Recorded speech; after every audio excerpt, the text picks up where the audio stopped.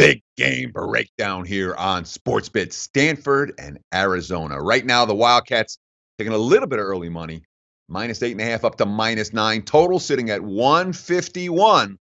First meeting between these two teams was a barn burner. Wild game. Arizona was up by double digits. Stanford was up by double digits.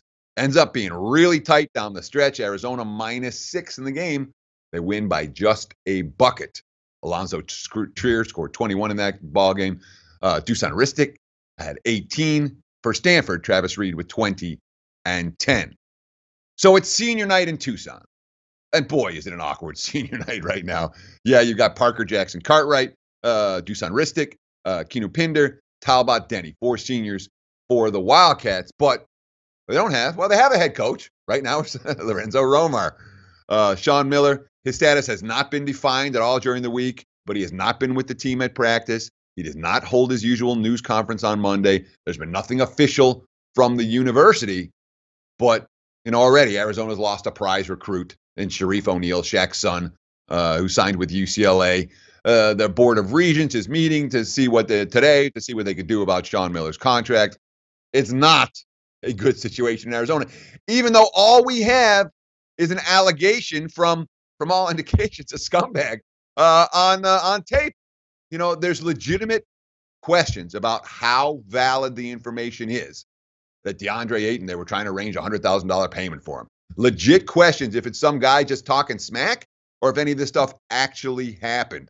An outside attorney has said there's not a shred of evidence to suggest that Ayton or his family got any money in exchange for his commitments to the Wildcats. In the meantime, what do we have?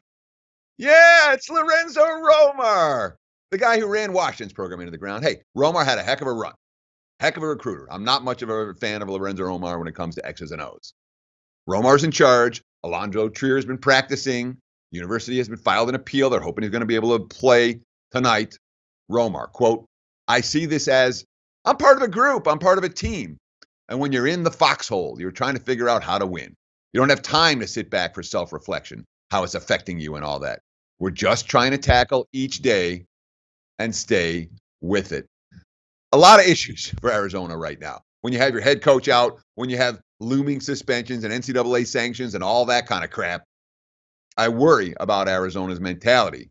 And I worry about their potential distraction this evening, even on senior night. The question is whether Stanford's good enough to do anything about it.